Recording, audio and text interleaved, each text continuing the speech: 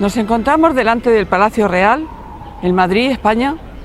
Es un edificio construido en el siglo XVIII, construido sobre los antiguos cimientos del Alcázar de Madrid. Hoy queremos hablar sobre la importancia de entender que todos los seres humanos, aunque somos diferentes, todos somos igual de valiosos. No importa la función que cada uno tenga en esta vida. O las circunstancias, ¿no? Uno puede tener unas circunstancias de una mejor posición social, o se le puede dar mejor los estudios o haberle costado. Otro puede tener más dinero, puede vivir en una gran ciudad o en un pueblo.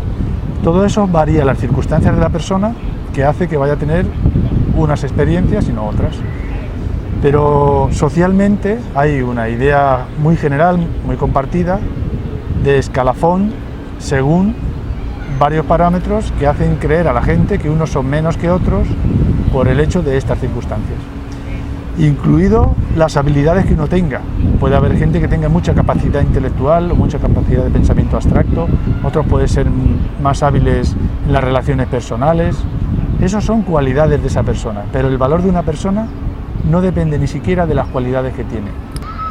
Hay teorías actuales que dicen que el valor del ser humano depende de lo que hace, pero eso es falso. El ser humano es valioso por ser un ser humano, porque está evolucionando, porque está aprendiendo, porque con su pensamiento y su emoción influye en el resto de la humanidad, seamos conscientes de ello o no. Lo importante para la mayoría de la gente es lo que se muestra, y se comparan con eso, con lo que se muestra, no con lo que son. Y con esa comparación seguramente verán que se sienten inferiores o superiores. ¿Por qué es importante entender esto? Porque si uno sigue creyendo en su mente, consciente o inconscientemente, que la vida es una escalera en la que hay que escalar posiciones para ser feliz, la vida se convierte en una lucha, en una competición, y eso destruye la inteligencia.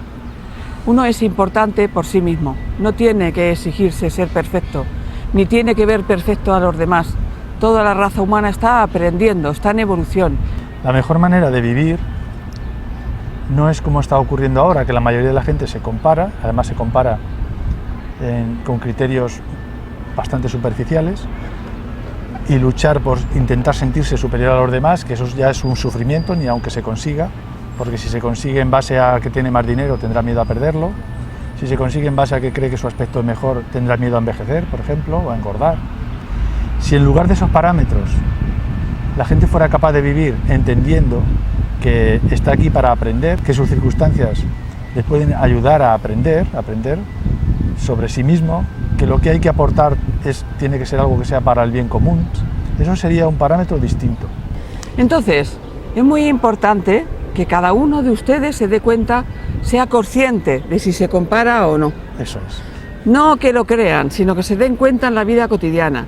Lo que hay que hacer es resolver el sentimiento de superioridad o de inferioridad. Lo que hay que resolver es la comparación.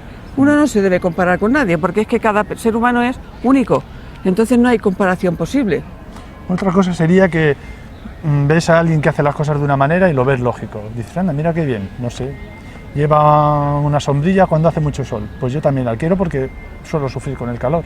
Y otra cosa es que digan, mira qué sombrilla y qué buen aspecto tiene esa persona, yo quiero tener ese aspecto. Mucha gente que dice, yo quiero ser como aquel, o quiero que se me vea como aquel otro. Eso es, en realidad, en el fondo hay una desvalorización de uno mismo, y eso hace sufrir a la parte interna. Desde luego, cada vez que alguien se compara, está dando un mensaje de su propia mente de que es menos valioso que aquel. Eso es. Y ahí empieza la lucha.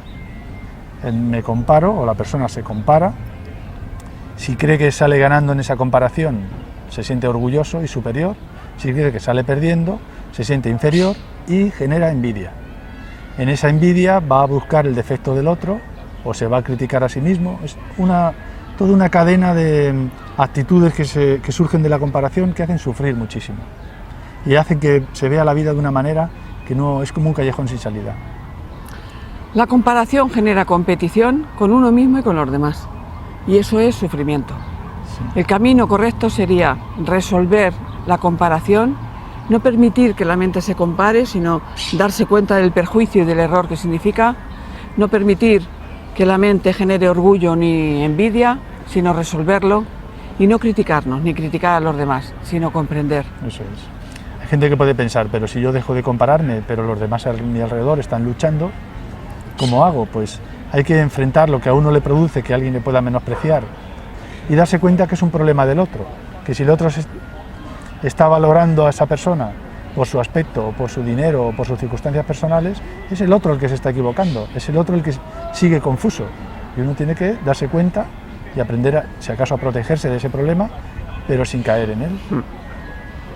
Entonces, en resumen sería que todos somos igual de valiosos, que todos somos necesarios, que nadie sobra, que la humanidad es un puzzle en que cada pieza es importante, no es una pirámide donde haya gente que sobra, y que tenemos que aprender a vivir colaborando, no comparándonos y compitiendo, porque eso es un sufrimiento. Luego, la comparación, que genera orgullo, envidia y competición, impide la colaboración.